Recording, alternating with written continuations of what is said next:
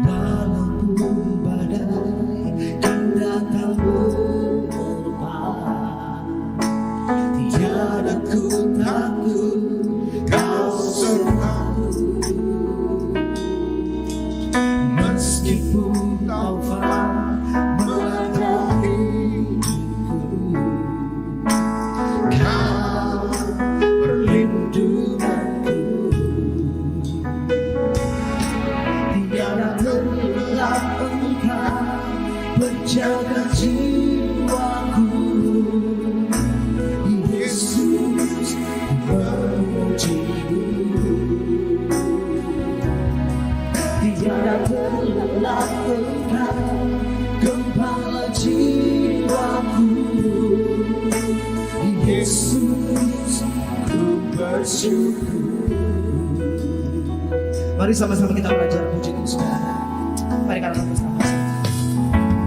Walaupun badai kan datang menerpa, tiada ku takut, kau sertaku. Dengan imanmu nyatakan, meskipun taufan melanda hidupku, kau berlindung. Sekali lagi, walaupun badai kan datang, walaupun badai kan datang menerpa, tiada ku takut, kau sertaku. Amin. Meskipun taufan melanda hidupku, kau berlindunganku. Sama-sama nyatakan, tiada terlelap engkau menjaga jiwaku. Yesus, ku memujimu. Tiada terlelap engkau gembala jiwaku. Bagi dia Yesus, Yesus, ku bersyukur. Tiada terlelap engkau, tiada terlelap engkau menjaga jiwaku. Yesus, memujimu. Tiada terlelap engkau gembala jiwaku. Yesus, ku bersyukur. Mari sama-sama kita bangkit berdiri, sama-sama katakan, tiada terlelap engkau Tuhan. Tiada terlelap engkau menjaga jiwaku. Yesus, memujimu. Tiada terlelap engkau gembala jiwaku. Yesus, ku bersyukur. Yesus, ku bersyukur.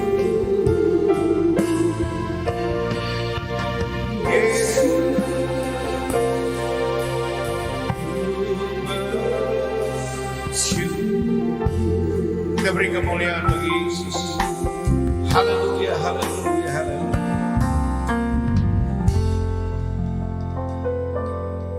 Kami bangga sekaligus merasa aman di hadirat Tuhan yang merupakan penjaga Israel yang tidak pernah terlelap.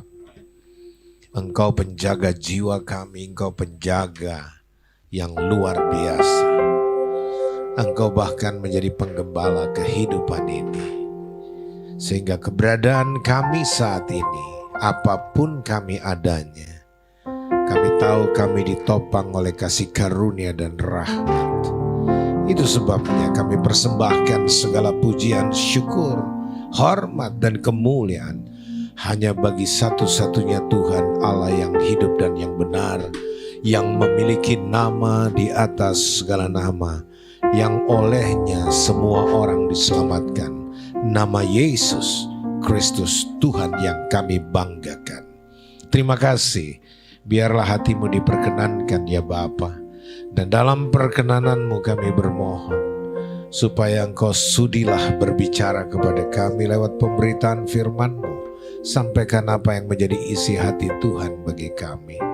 Oleh Roh Kudus-Mu, Engkau membuka pikiran kami, menerangi mata hati kami, dan mencurahkan roh hikmat dan wahyu bagi kami, agar kami dapat mengerti kitab suci-Mu dengan baik dan benar tatkala kami baca, renungkan, dan pahami bersama.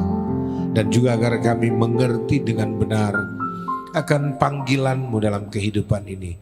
Bagaimana indahnya, luar biasanya menjadi seorang Kristen, pengikut Kristus.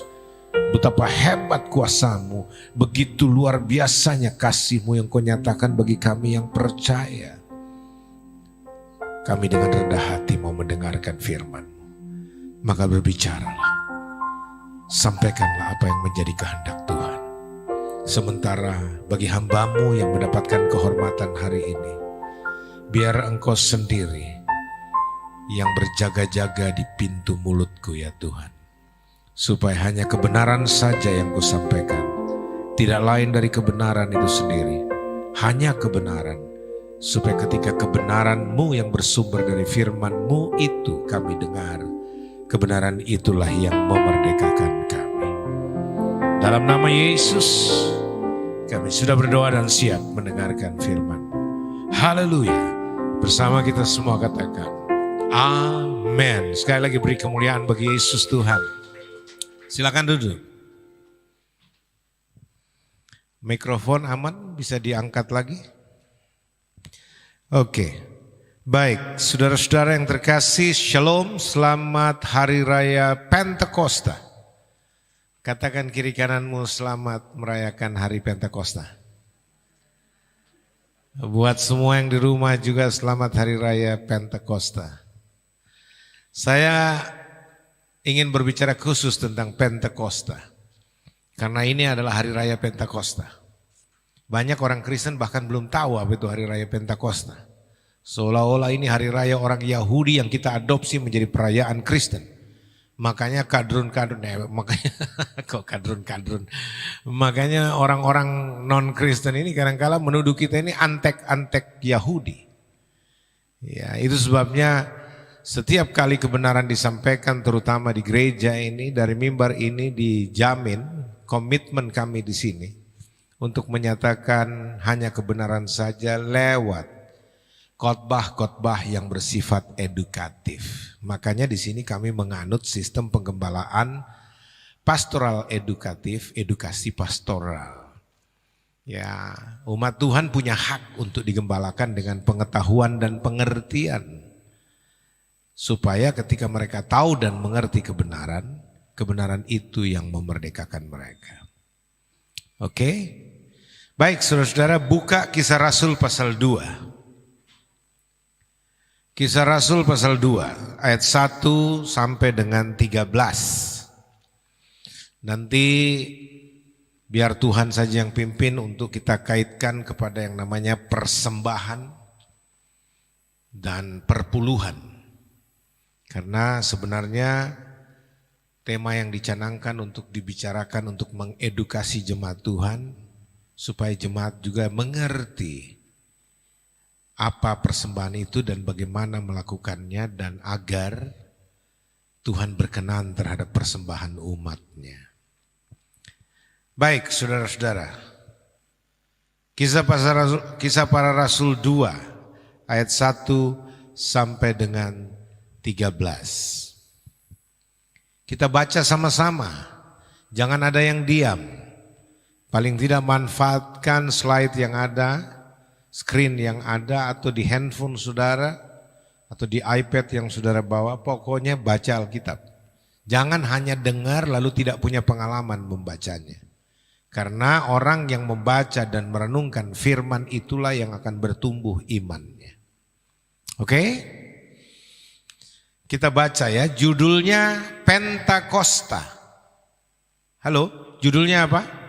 Pentakosta, bukan Pantekosta. Ya, kalau Pantekosta itu gereja. Ya, gereja itu banyak sekali Pantekosta. Gereja Pantekosta, Pentakosta, di kampungnya Pesta Kosta ya Bu. Di dia Huriam. Pesta Kosta dong. Gereja maksudnya kalau Pesta Kosta itu gerejanya suka menari-nari, bertepuk-tepuk tangan. Lasni roha bahasa Ibraninya. Ya, ketawanya ngeri kali tuh. Oke, Pentakosta artinya 50. Ini bukan daerah 50 dekat Pematang Siantar, bukan. Ya, ini Pentakosta hari ke-50. Habis kita baca secara penuh perikop ini, baru saya menjelaskan segala sesuatunya. Oke, saya percaya karena ini hari spesial, jadi khotbah hari ini minimal 2,5 jam. Amin Bu Gembala? Kayaknya Bu Gembala agak susah mengaminkan. Ya nggak apa-apalah. Kisah Rasul pasal 2 ayat 1 sampai 13. 2, 3. Ketika tiba hari Pentakosta, semua orang percaya berkumpul di satu tempat. Tiba-tiba turunlah dari langit suatu bunyi seperti tiupan angin keras yang memenuhi seluruh rumah di mana mereka duduk. Dan tampaklah kepada mereka lidah-lidah seperti nyala api yang bertebaran dan hinggap pada mereka masing-masing. Maka penuhlah mereka dengan Roh Kudus. Lalu mereka mulai berkata-kata dalam bahasa-bahasa lain seperti yang diberikan oleh Roh itu kepada mereka untuk mengatakannya. Waktu itu di Yerusalem diam orang-orang Yahudi yang saleh dari segala bangsa di bawah kolong langit. Ketika turun bunyi itu, berkerumunlah orang banyak. Mereka bingung karena mereka masing-masing mendengar rasul-rasul itu berkata-kata dalam bahasa mereka sendiri. Mereka semua tercengang-cengang dan heran. Lalu berkata, bukankah mereka semua yang berkata-kata itu orang Galilea? Bagaimana mungkin kita masing-masing mendengar mereka berkata-kata dalam bahasa kita sendiri, yaitu bahasa yang kita pakai di negeri asal kita.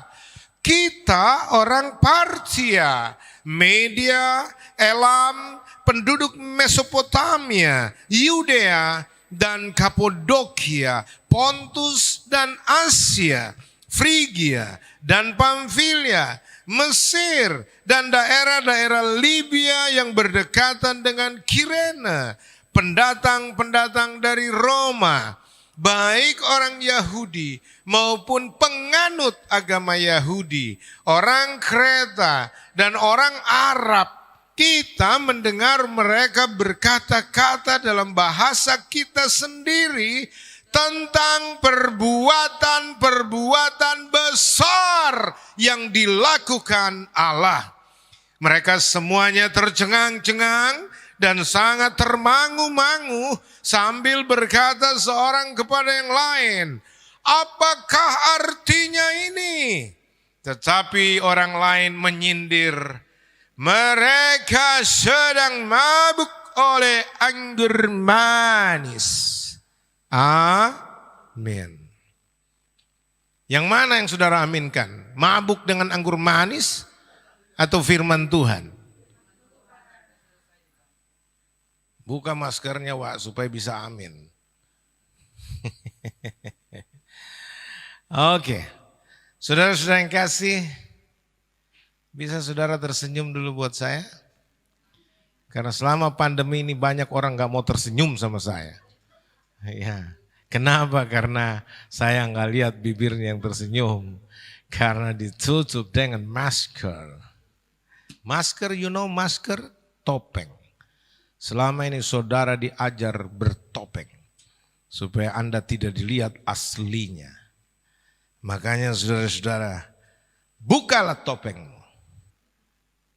Itu judul lagu. Haleluya.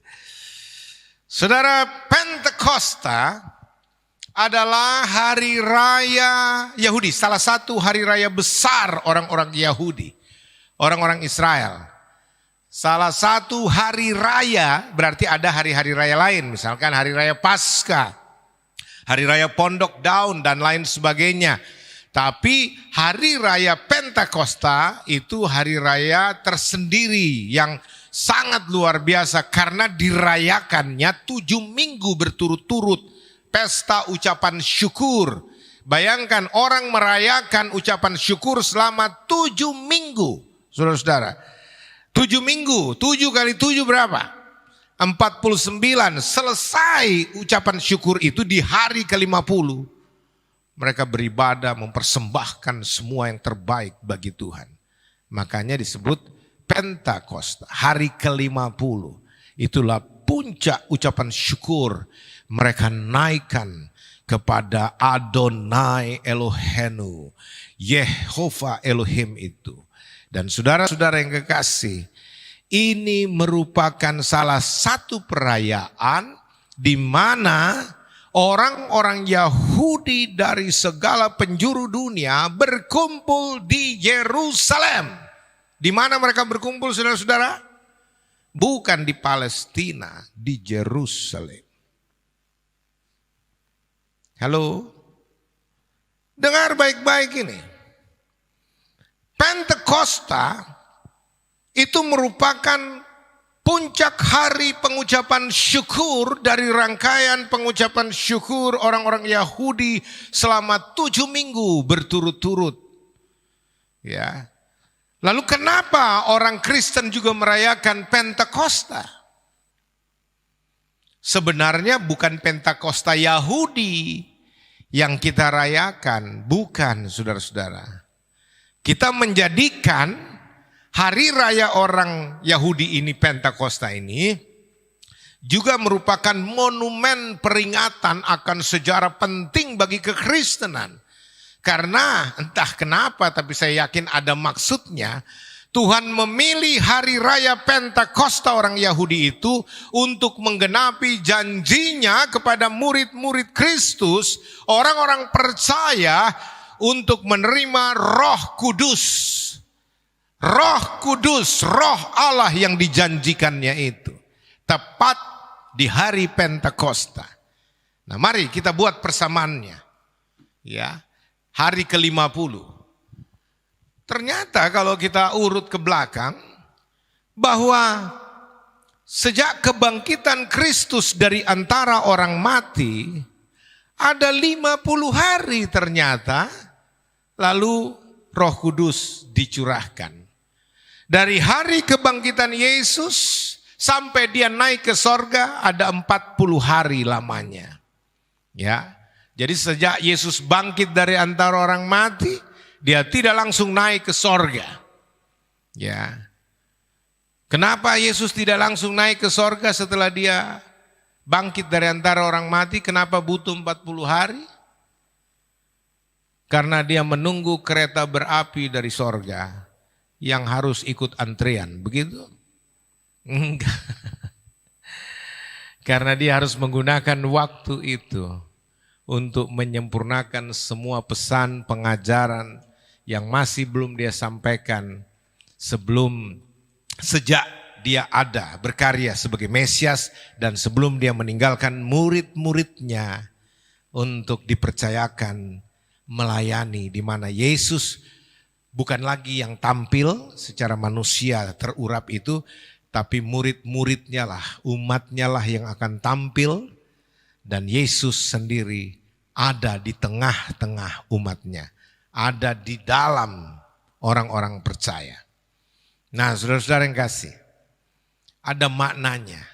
40 hari Yesus menampakkan diri, memberitakan kerajaan sorga, menguatkan, meneguhkan, menyampaikan apa-apa yang masih perlu disampaikan, supaya pekerjaannya saudara-saudara untuk mempersiapkan jemaat Tuhan Yesus Kristus itu sudah selesai dan tinggal siap di launching.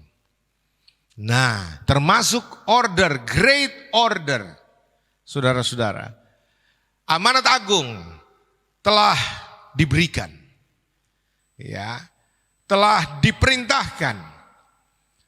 Saudara-saudara, mereka sudah diberikan instruksi untuk pergi memberitakan Injil, menjadikan segala bangsa murid Tuhan.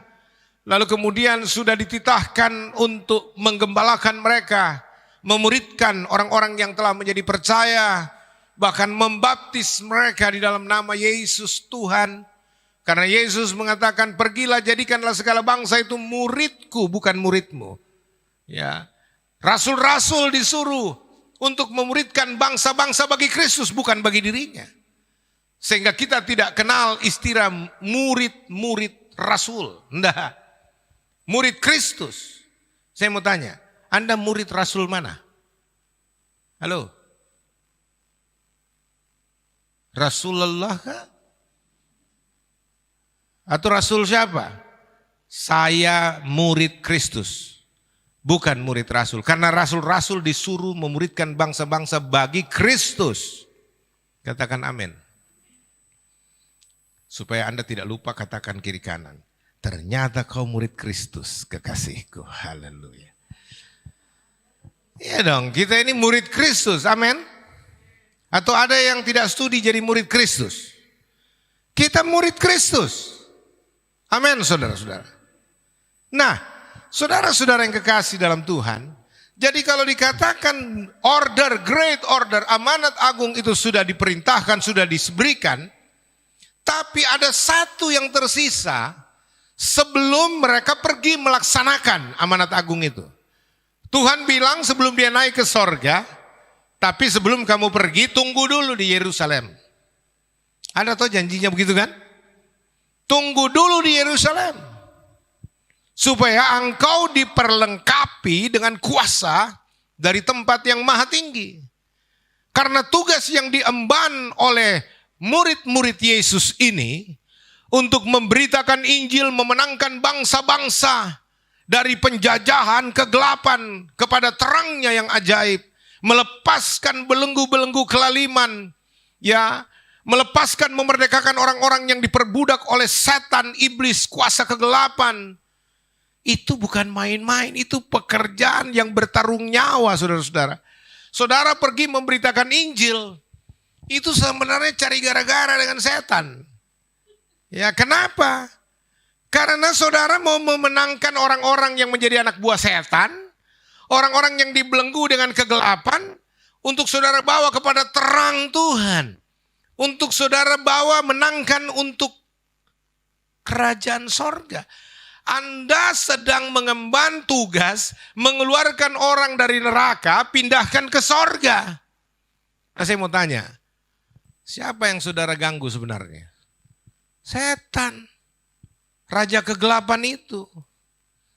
Makanya saudara-saudara, Anda kalau mau pergi melaksanakan amanat agung tanpa diperlengkapi dengan kuasa dari tempat yang maha tinggi, itu namanya bunuh diri. Karena apa? Tidak ada yang bisa mengalahkan setan, nggak ada. Kecuali Yesus.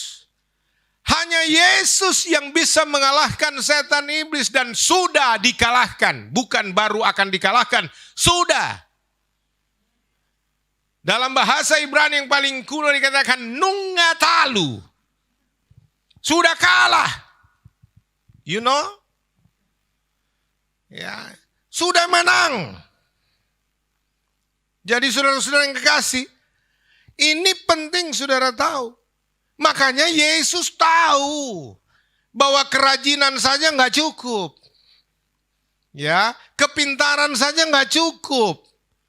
Tapi Anda orang-orang percaya harus diperlengkapi dengan kuasa dari tempat yang maha tinggi. The power of God. Karena hanya kuasa Tuhan itu yang bisa mengalahkan kuasa setan. Amin, saudara. Makanya Yesus bilang, tunggulah di Yerusalem. Ya. Kira-kira ada 500 pasang mata yang mengetahui order itu, janji itu, tunggulah sampai kamu diperlengkapi, jangan pergi dulu. Selain 500 pasang mata itu ada 12 murid, ada tinggal 11 Yudas karena sudah gantung diri. Belum lagi perempuan-perempuan yang melayani Tuhan, lebih dari 500 pasang mata lah istilahnya. Saudara-saudara, walaupun pernyataan saya ini banyak dibantah oleh para teolog yang mengatakan tidak ada di situ Pak Yosua. Dalam Yesus naik ke sorga ada 500 orang. Ya, saudara-saudara, dalam catatan Alkitab dari Matius sampai Wahyu, Anda tidak dapatkan satu momentum selain mereka bersama-sama melihat Yesus terangkat ke sorga. Walaupun mungkin tidak di satu titik, tapi misalkan ada di, misalkan saudara-saudara, saya ada di Sakura, saya lihat Yesus naik. Tapi bisa juga ada di Akasia yang lihat toh, karena naik. Dan itu amat sangat make sense ketika kita melihat Yesus dan dicatat. Bagaimana cara dicatat? Ya ditanya, kau lihat? Saya lihat. Iya naik loh. Wah, saya lihat dia terangkat. Ya, itu masuk akal. Dan kemudian mereka berkumpul lalu dikasih tahu. Kita harus tunggu di Yerusalem. Jangan kemana-mana. Kata Tuhan, kita mesti kumpul di Yerusalem. Tunggu sampai janji Allah itu diwujudkan. Dia akan memberikan kepada kita Roh Kudus, Roh kebenaran. Yang akan menyertai kita. Saya singkat saja. Kemudian catatan di Alkitab. Yang dipenuhi Roh Kudus. Hanya 120 orang. Dari 500 lebih orang yang menerima perintah untuk tunggu sebelum melaksanakan amanat agung. Sekali lagi amanat agung itu berisi apa? Penginjilan. Pergi memberitakan Injil. Kedua, memuridkan. Ya, memuridkan orang-orang yang telah percaya akibat telah mendengarkan berita Injil.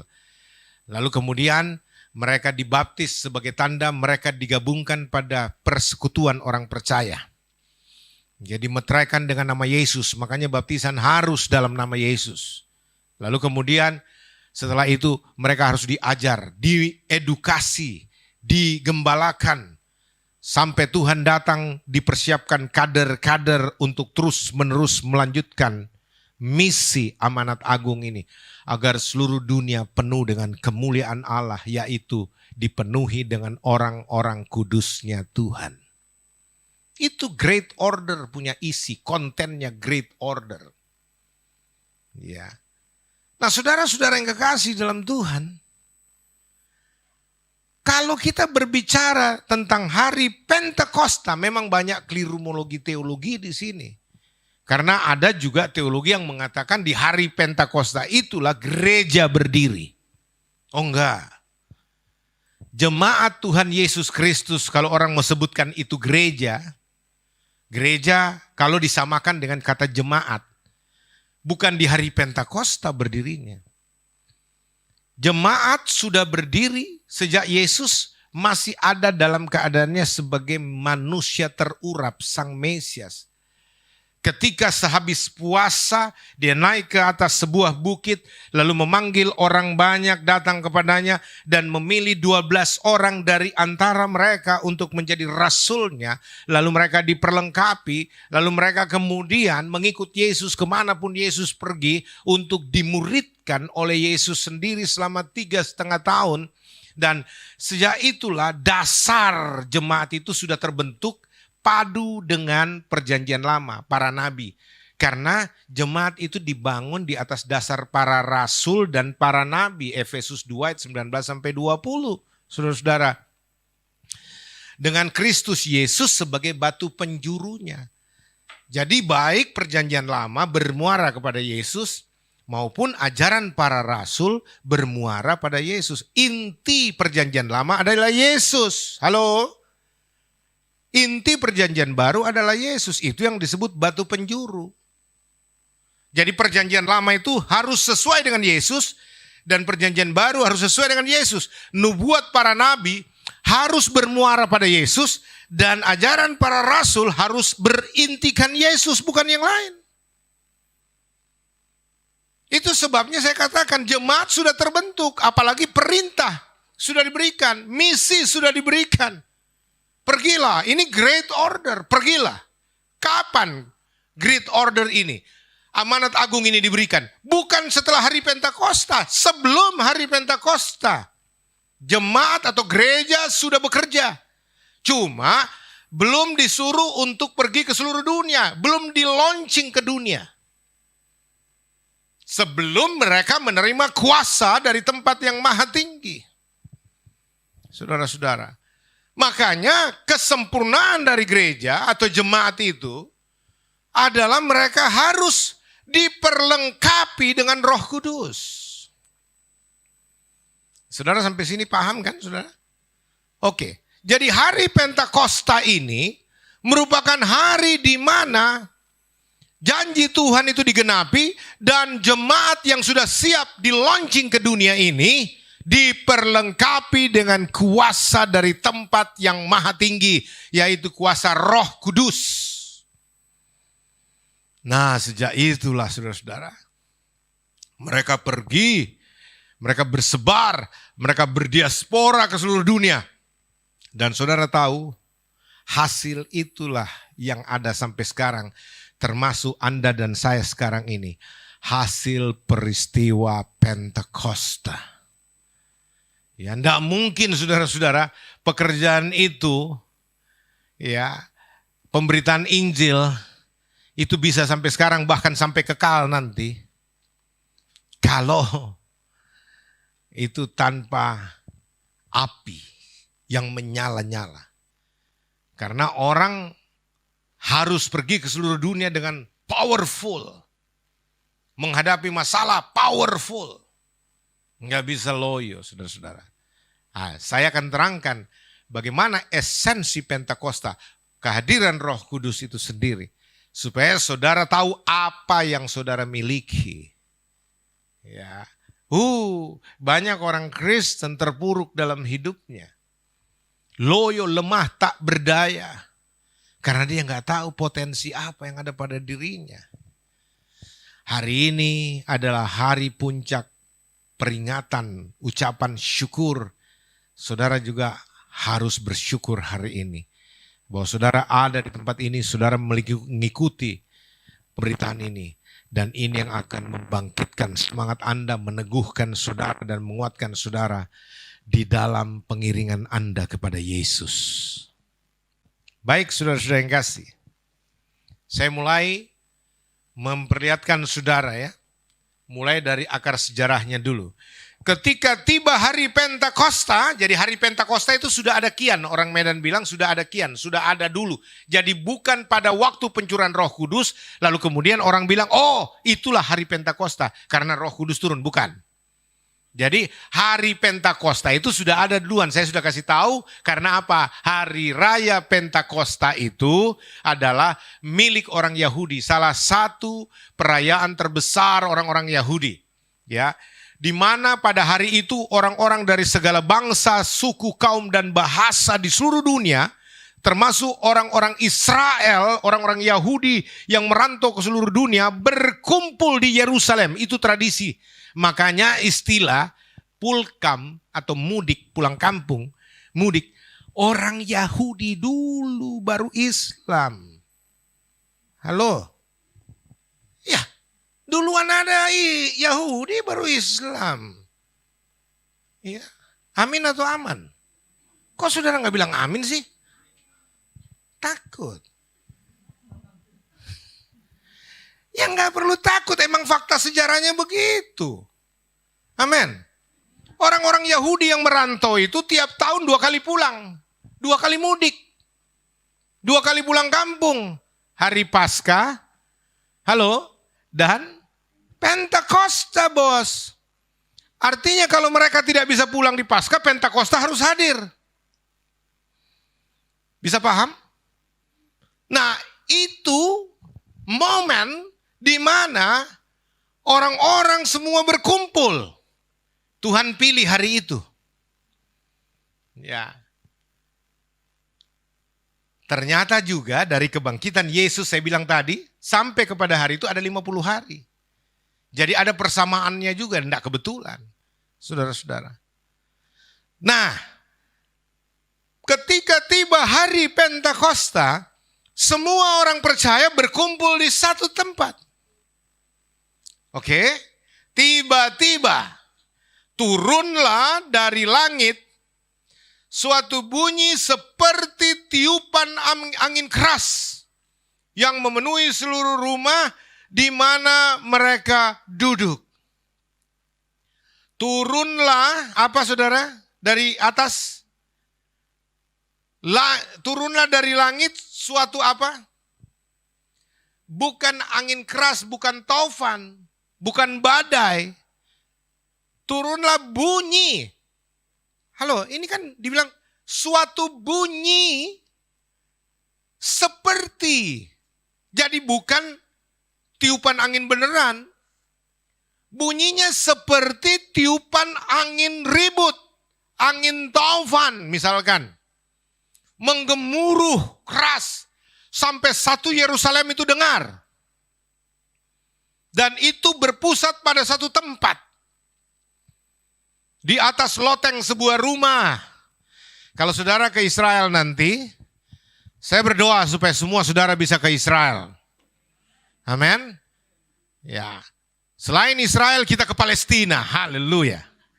Iya, karena memang Palestina juga menjadi tujuan ziarah kita. Karena Bethlehem ada di Palestina. Halo, betul kan? Selain itu juga kita nanti ke Mesir. Kenapa ke Mesir?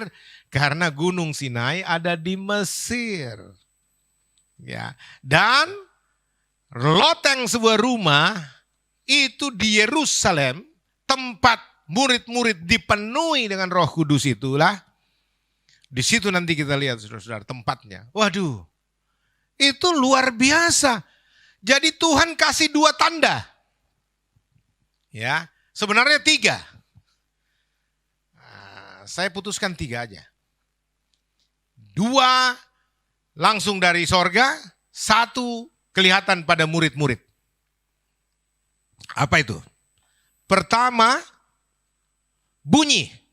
Ini tanda yang terdengar. Sehingga menarik perhatian satu kota Yerusalem. Apa yang terjadi? Apa yang terjadi? Ya. Bunyi, suatu bunyi seperti angin ribut toh. Tiupan angin keras yang memenuhi seluruh rumah di mana mereka berkumpul. Tanda yang terdengar. Oke, harus ada tandanya. Kenapa harus tanda-tandanya? Karena Roh Kudus tidak kelihatan. Halo? Roh Kudus kan invisible, nggak bisa dilihat dengan mata kasat ini. Jadi supaya orang tahu janji Allah itu sudah datang, sudah ada, maka harus ada tandanya. Tandanya 2, yang terdengar dan yang terlihat. Yang terdengar menarik perhatian karena heboh. Ya. Orang mau cari tahu apa yang terjadi nih, apa yang terjadi. Suara apa itu? Suara bom? Oh belum, dulu belum ada bom. Ya, belum ada torpedo. Ya kalau sekarang misalkan Yerusalem porak-porak rusak misalkan, nah itu pasti torpedo Hamas itu. Ya tapi sekarang nggak ada rudal nggak ada. Dulu belum ada. Ya jadi mereka kaget. Apa yang terjadi itu? Apa yang terjadi?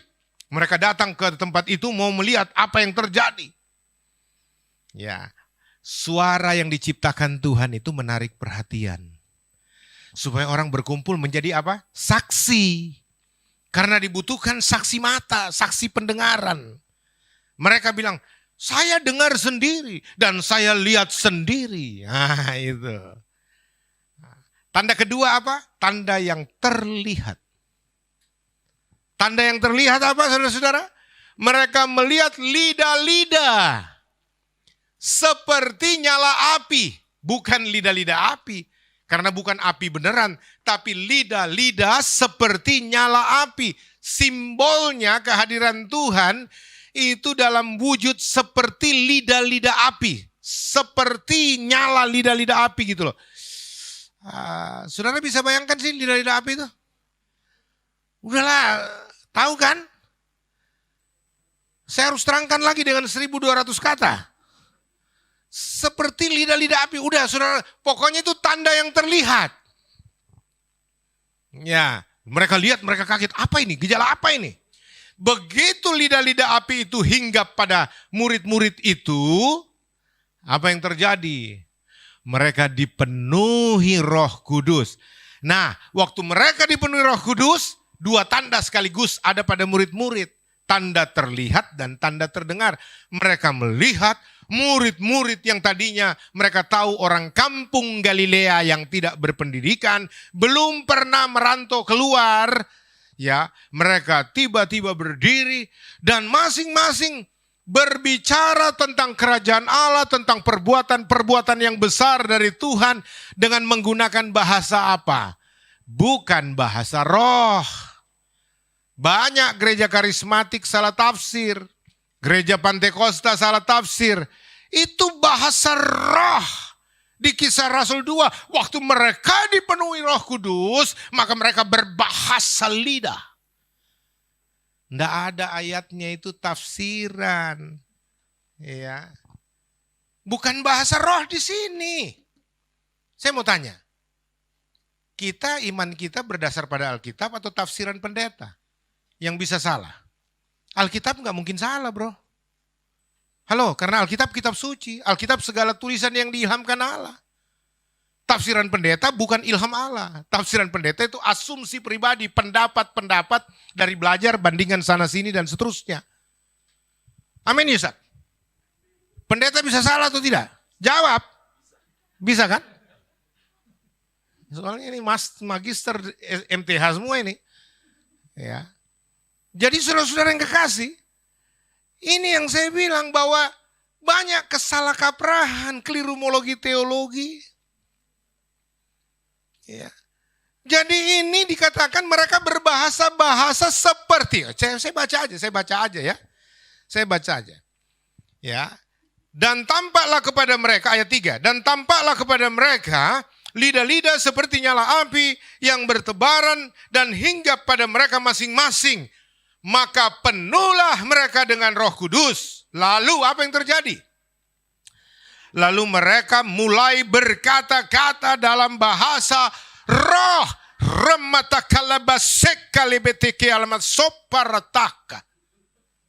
Apa begitu mereka bicara?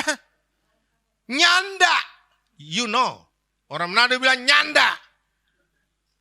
Ya, nah, bukan itu. Apa dong? Makanya jangan potong saya baca Alkitab. Siapa yang potong? Kita sendiri yang potong ya. Maka penuhlah mereka dengan Roh Kudus, lalu mereka mulai berkata-kata dalam bahasa-bahasa lain, bukan bahasa roh. Bahasa-bahasa lain, seperti yang diberikan oleh roh itu kepada mereka untuk mengatakannya.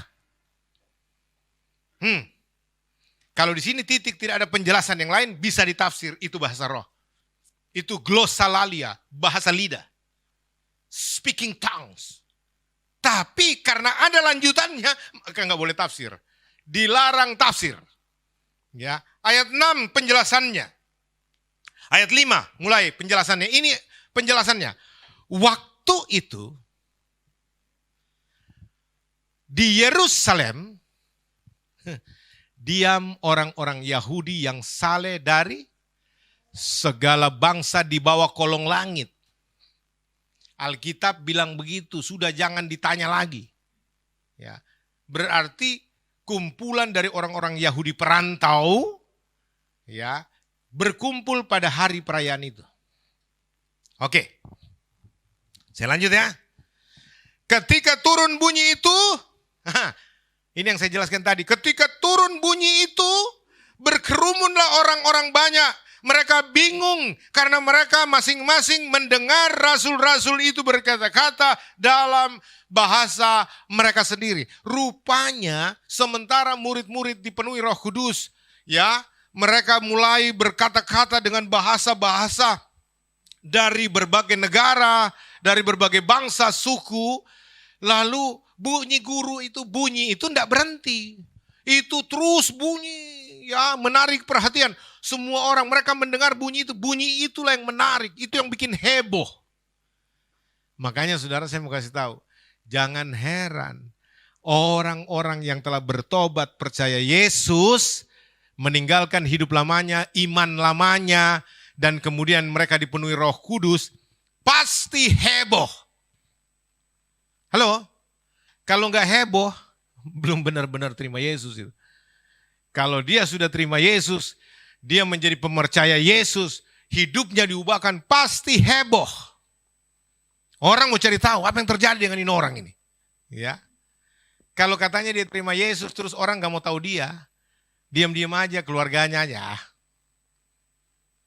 Dia udah bertobat, nggak tahu. Waduh. Tapi kalau dia sudah bertobat, jadi bahan pembicaraan, heboh kemana-mana, itu pekerjaan Roh Kudus. Karena apa? Hidup seorang pemercaya Yesus harus menjadi saksi. Hidupnya menghebohkan. Tapi bukan sengaja dia bikin heboh atau cari gara-gara, bukan. Tapi karena pekerjaan Tuhan yang dalam dirinya, maka hidupnya dihebohkan orang. Beda itu, bikin heboh dengan dihebohkan. Karena pekerjaan Tuhan nyata dalam dia. Amin. Bisa mengerti kan apa yang saya sampaikan, saudara-saudara? Saya tahu saudara orang-orang cerdas. Jemaat di sini cerdas-cerdas. Beda dengan sebelah-sebelah ini. Kalau sini cerdas semua, haleluya. Amin atau aman? Yang mengatakan dirinya cerdas dan mau orang lain cerdas, sampaikan, Anda orang cerdas, haleluya. Kok ragu-ragu sih? Iya dong. Tuhan berikan kecerdasan kepada kita, betul?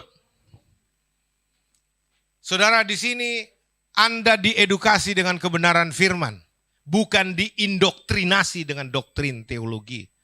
Karena Anda sendiri bisa baca apa yang saya sampaikan.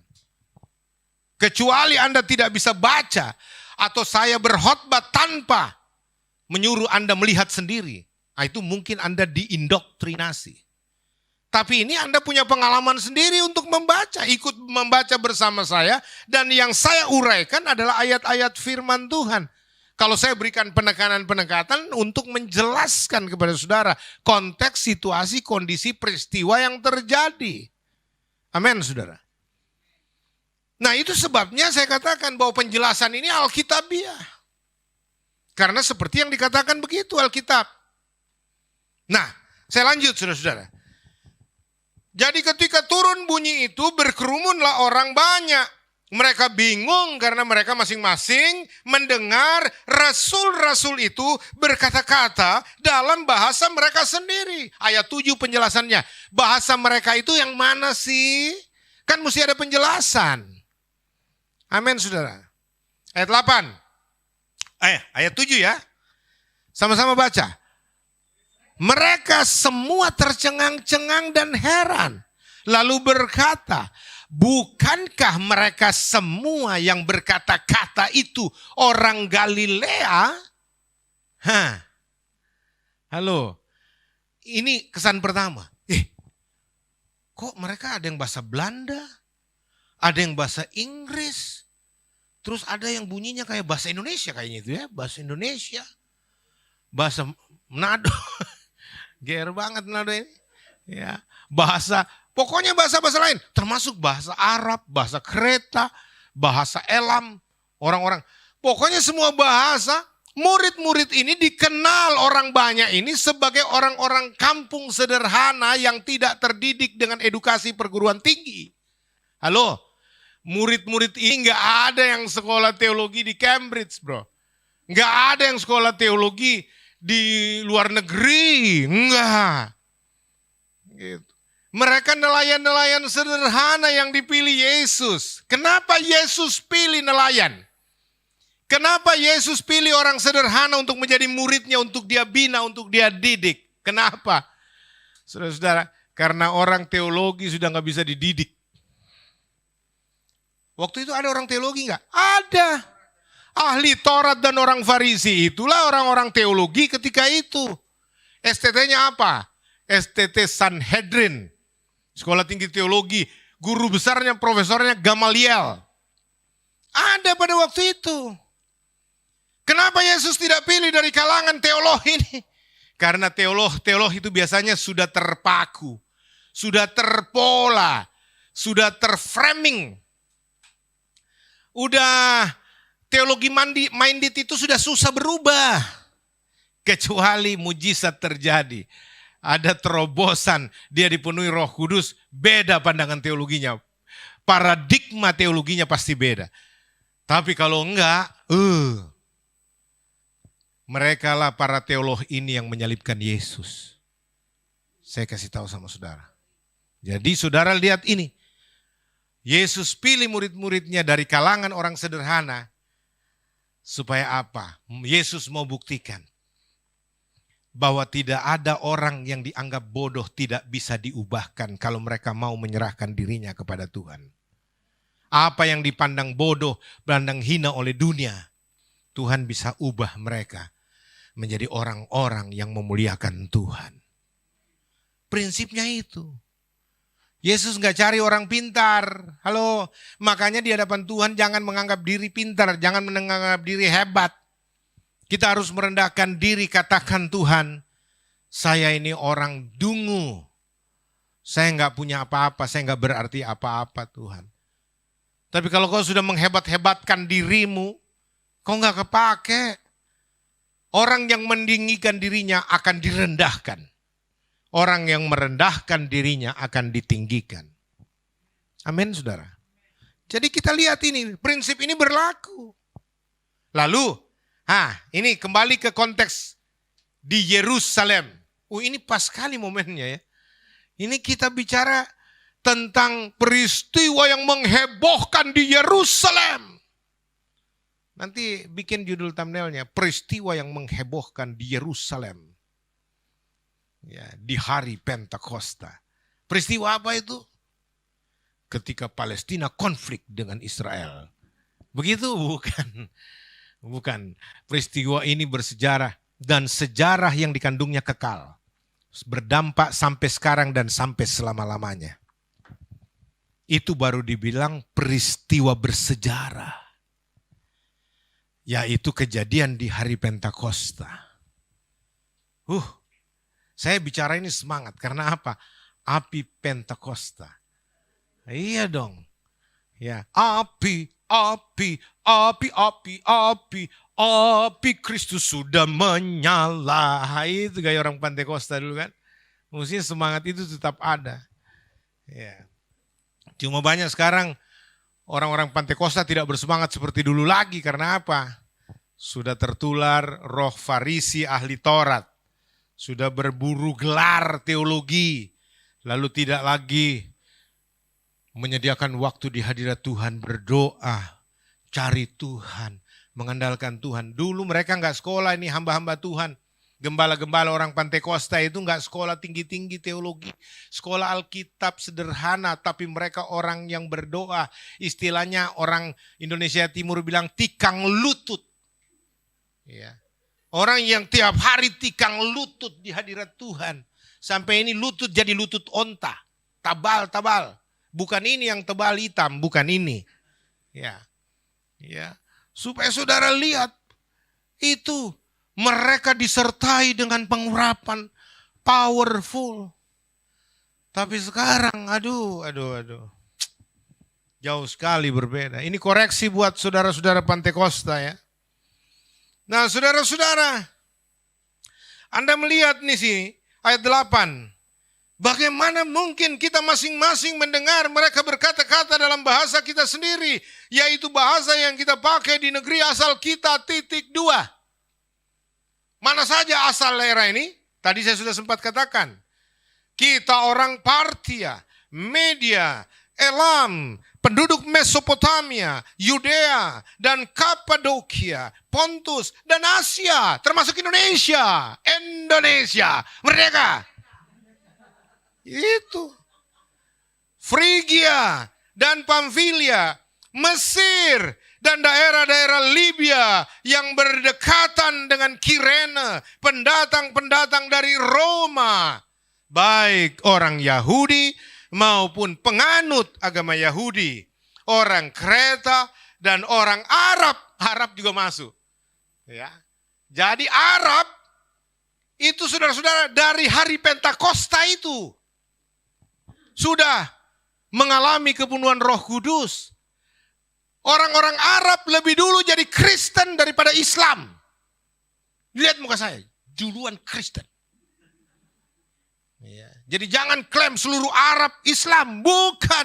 Anda nggak tahu teologi, Anda nggak tahu sejarah itu.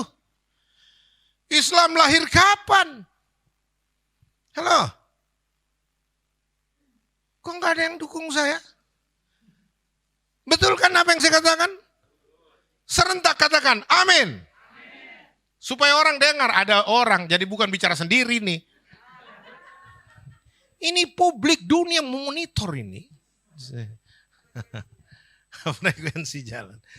Jadi saudara, ini jelas sekali dikatakan. Mereka berbahasa Arab, padahal mereka orang Ibrani, orang Yahudi. Ya, mereka berbahasa Asia. Di dalam Asia ada Jawa, ada Manado, ada Baon, Ambon maksudnya.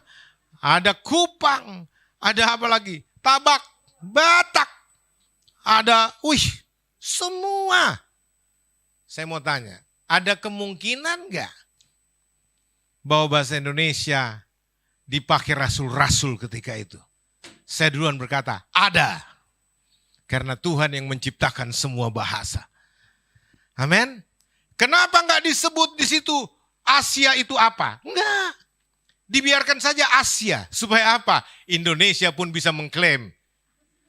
Torang itu waktu itu ada di sana. Di hari Pentakosta. Haleluya. Itu saudara-saudara. Ya. Jadi Anda lihat itu. Kita diteguhkan saudara-saudara. Nah, saudara perhatikan baik-baik. Apa yang mereka katakan? Waduh, mereka bayangkan bisa bahasa Inggris tanpa kursus. Bisa bahasa Belanda tanpa kursus. Bisa bahasa Arab tanpa kursus. Bahasa apa lagi? Bahasa Prancis tanpa kursus. Mereka bisa berbagai bahasa dari bangsa-bangsa itu. Sesuai yang diberikan Roh Kudus kepada mereka. Makanya mereka heran. Ini dorang kursus kapan? Bro, sudah pernah ke Prancis, kok bisa bahasa Prancis? Sudah bisa bahasa Indonesia, pernah ke Indonesia? Oh enggak, mereka nggak pernah kursus berbagai bahasa. Tapi Roh Kudus memberikan itu. Seketika kalau Roh Kudus bekerja mau berikan bahasa apa saja kepada saudara, saudara bisa membunyikan itu. Dan bahasa yang dari Roh Tuhan punya arti. Ya, dan artinya itu pasti membangun untuk memberitakan perbuatan-perbuatan yang besar dari Dia. Injil adalah berita perbuatan besar dari Tuhan. Perbuatan besar apa itu? Mengeluarkan saudara dan saya dari neraka, dipindahkan ke sorga. Itu perbuatan besar dari Tuhan yang tidak ada orang bisa lakukan itu. Amin, saudara. Jadi penginjilan itu dari awal Roh Kudus bekerja mulai dari mana? Yerusalem. Di kota Yerusalem kan? Tepat yang Yesus bilang, berita Injil harus diberitakan kepada segala bangsa mulai dari Yerusalem. Yudea, Samaria, sampai ke ujung bumi. Tepat perkataan Yesus. Dan Yesus melibatkan berbagai bahasa dari bangsa-bangsa. Kenapa? Ini merupakan antitesis dari Kejadian 11. Buka Kejadian 11 dulu. Ini penting, Kejadian 11. Supaya saudara tahu. Kan ini sekali setahun peringatan hari Pentakosta. Saudara harus tahu dong. Anda bersyukur menjadi anggota jemaat di tempat ini. Saudara diedukasi dengan benar. Berdasarkan Alkitab. Menara Babel. Saya baca saja. Kejadian 11, Menara Babel. Adapun seluruh bumi, satu bahasanya dan satu logatnya. Nih. Dulu seluruh bumi satu saja bahasanya dan satu logatnya. Maka berangkatlah mereka ke sebelah timur dan menjumpai tanah datar di tanah Sinear, lalu menetaplah mereka di sana. Mereka berkata seorang kepada yang lain, marilah kita membuat batu bata dan membakarnya baik-baik, bla bla bla bla bla. Terus sampai ayat 9. Ayat 9 bilang apa? Itulah sebabnya sampai sekarang nama kota itu disebut Babel. Karena disitulah dikacau balaukan Tuhan bahasa seluruh bumi. Dan dari situlah mereka diserakkan Tuhan ke seluruh bumi. Jadi di Kejadian 11 satu bahasa dipecah. Ya, sehingga mereka tidak saling mengerti satu bahasa dengan bahasa yang lain. Supaya apa? Mereka jangan bersepakat melawan Tuhan.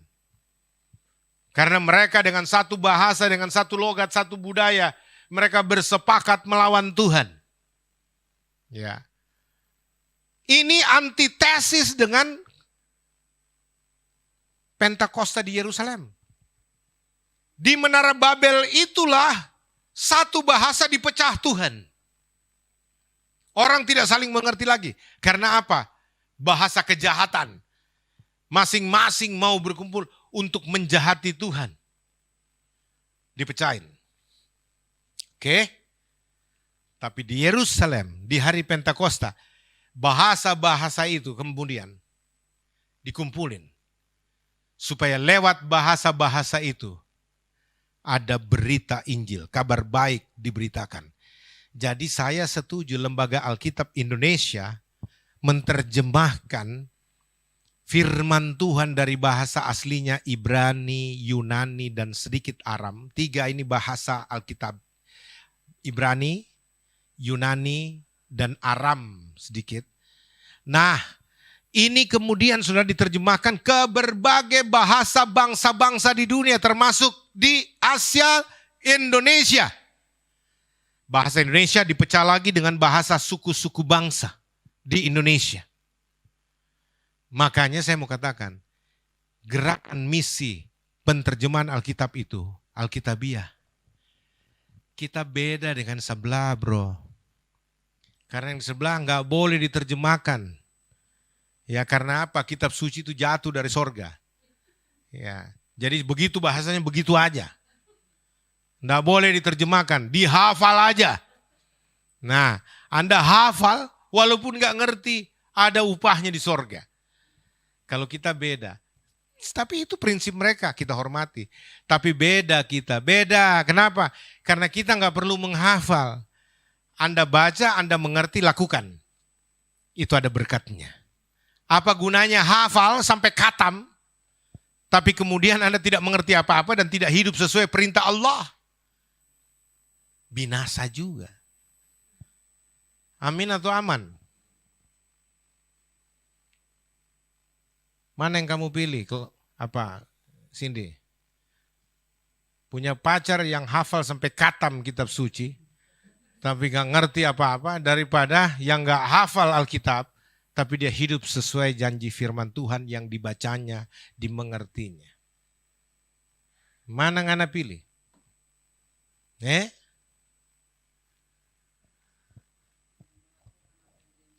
Makanya saudara-saudara, saya mau kasih tahu sama saudara. Ada satu kisah nih. Ketika seorang pemuda dan pemudi ini mau menikah. Tapi si pemudi ini bilang begini. Mas, kalau kamu cinta saya, ikutlah agama saya. Si pemuda ini bilang begini. Darling, I love you. Very, very love you. I'll always love you. Udah kayak judul lagunya Celine Dion. Saya cinta kamu. Kenapa kamu tanya seperti itu? Kenapa kamu minta seperti itu? Iya, kamu ikut agama saya lah. Kalau kamu cinta saya. Laki-laki ini seorang Kristen. Pacarnya non-Kristen. Tapi laki-laki ini bijaksana karena dia berdoa, Tuhan berikan saya hikmat. Saya cinta wanita ini, tapi saya amat sangat mencintaimu Yesus. Tidak mungkin ku lepaskan engkau. Tapi bagaimana supaya dua-duanya enggak lepas? Berikan aku hikmat Tuhan. Nah ini doa terunggul ini. Haleluya. Lalu apa yang terjadi saudara? Dapat hikmat. Lalu laki-laki ini bilang begini. Kau jangan praktek Yusak. Karena kau punya calon bukan orang lain. Ya. Laki-laki ini bilang begini. Darling, oke, saya akan ikut agamamu. Saya akan ikut ajaran kitab sucimu. Tapi kau harus bersiap-siap dan jangan sakit hati kalau saya melaksanakan penuh ajaran agamamu. Apa itu? Karena ajaran agamamu saya tahu, saya boleh memperistrikan 2, 3, 4 selain engkau. Jadi selain engkau oke, tapi kau harus mengizinkan saya ketika saya mengambil istri Jisamsu. 2, 3, 4. Mendengar itu, sontak perempuan itu berkata, oh my God, betapa aku mencintaimu, my sweetheart. Kalau begitu, saya aja yang ikut kau. Karena saya mendengar, hanya di Kristen lah ada the endless love. Makanya saya bilang, jangan coba-coba saudara. Kalau kau mau jadi istri setia, istri sejati, istri yang dicintai seumur hidupmu, jangan salah kawin. Cindy, kau belum terikat, jadi pilih baik-baik. Yang lain sudah terikat, sudah Jo, biar saja. Mau bikin apa lagi? Ya. Halo. Akhirnya saya harus kasih tahu sebagai kesimpulan. Peran Roh Kudus dalam hidupmu. 5 hal ini, catat baik-baik. Yang pertama, Roh Kudus inilah yang menjadi kekuatan adikodrati, supranatural yang Tuhan taruh di dalam diri kita. Dan tidak ada yang bisa mengambilnya. Enggak ada. Dia akan tetap diam dalam dirimu selama-lamanya. Yohanes 14 ayat 16 mengatakan forever. Bukan temporary. Tidak sementara kehadiran Roh Kudus. Karena ada juga orang bilang begini saudara-saudara. Roh Kudus itu bisa keluar dari dirimu. Meninggalkan dirimu. Ya, kalau saudara perokok berat. Karena bait Allah ini kalau penuh dengan asap rokok, Roh Kudus batuk-batuk. Maka dia akan keluar. Ya, menyuruh orang berhenti merokok, bagus. Tapi jangan bawa Roh Kudus, baru gertak orang dengan Roh Kudus. Roh Kudus mabok kalau kau suka minum. Ya. Jadi Roh Kudus nggak mau tinggal di rumah yang bau alkohol. Ya. Terus banyak lagi segala macam kebiasaan buruk itu diteror dengan Roh Kudus tanda kutip. Ya, kalau mau Roh Kudus tinggal dalam dirimu, haleluya, haleluya, berhenti merokok, berhenti minum, berhenti semua, berhenti. Kalau enggak Roh Kudus pergi. Itu teologi Pentekoste Ortodoks. Ya. Halo. Saudara tidak bisa berhenti merokok, saudara tidak bisa membersihkan tubuhmu sendiri dengan kekuatanmu sendiri. Karena tugas Roh Kudus dalam dirimu, fungsinya ini yang kedua, sekaligus saudara-saudara, adalah cleaning service. Roh Kudus itu menjalankan tugas cleaning service.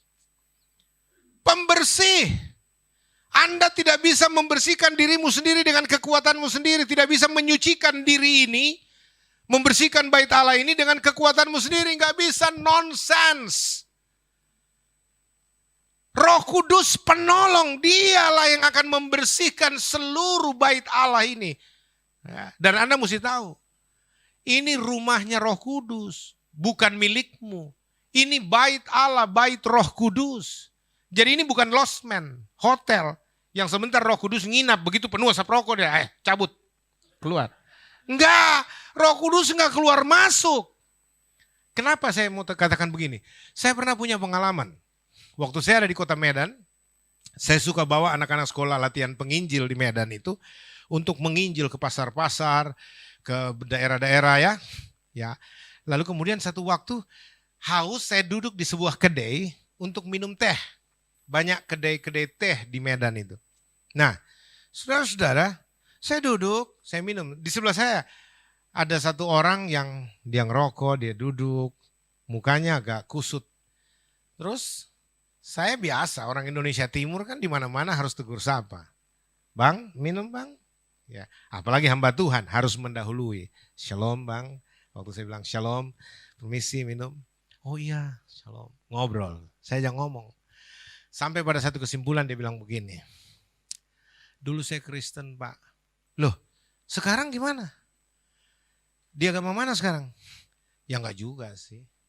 Terus kenapa bilang sekarang ya Roh Kudus sudah enggak ada lagi sama saya? Kok bisa punya kesimpulan gitu bang? Pendeta saya ajarkan. Karena saya enggak bisa berhenti merokok, Roh Kudus enggak bisa tinggal dalam diri saya. Makanya waktu saya dikasih tahu begitu, saya yakin bahwa Roh Kudus sudah pergi dari diri saya. Saya baru ngerti. Ada orang-orang yang kemudian salah kaprah. Lalu memegang mentah-mentah hal ini.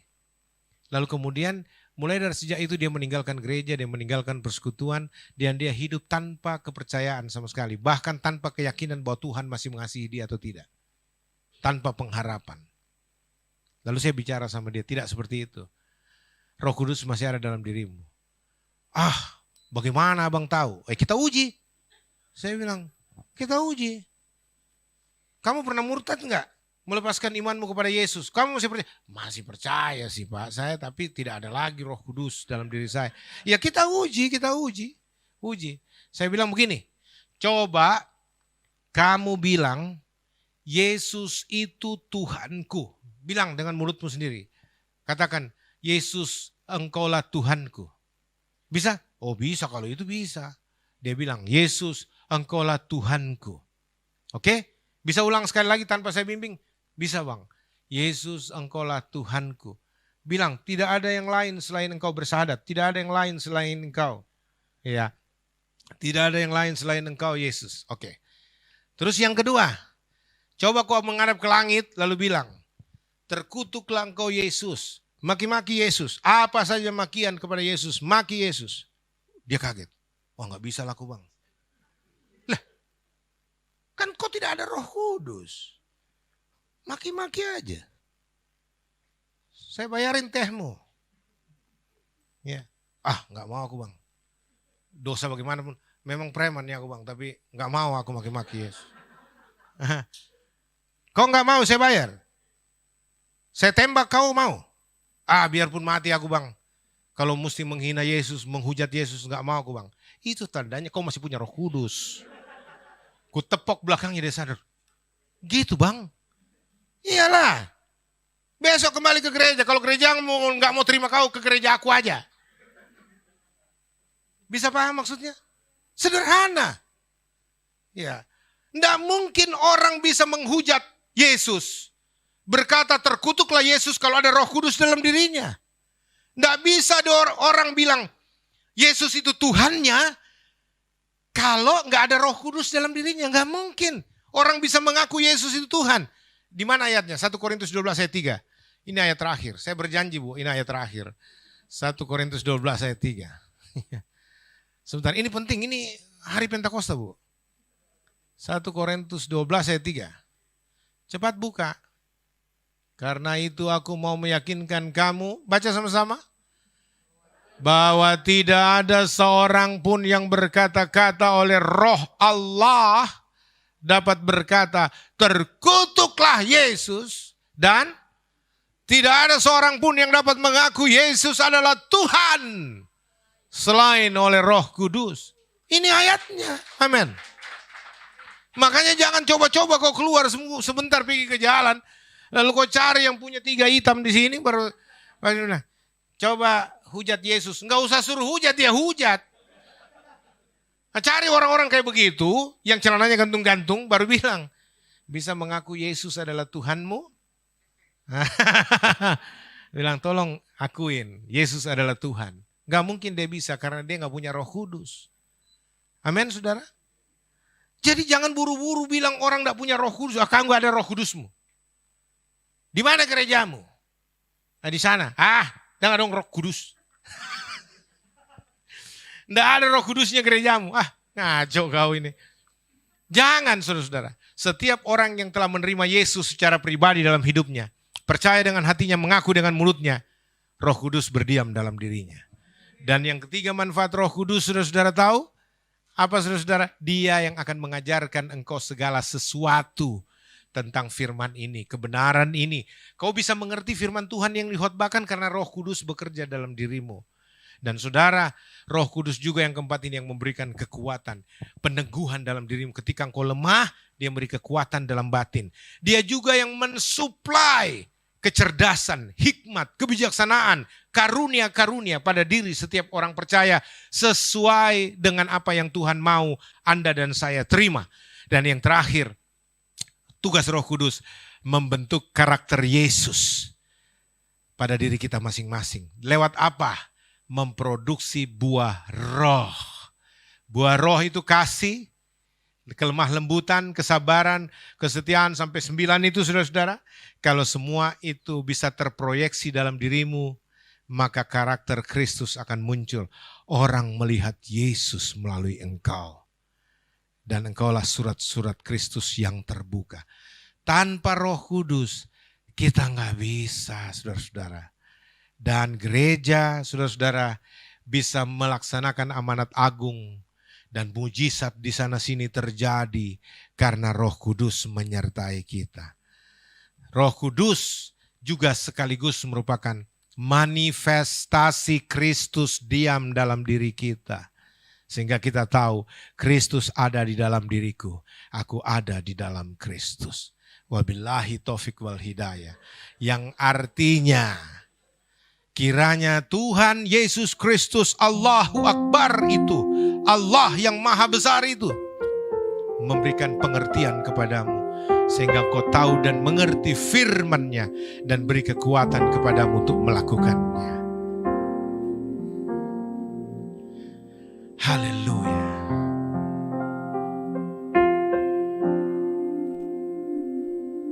Kasih-Mu, kuasa-Mu yang termanis,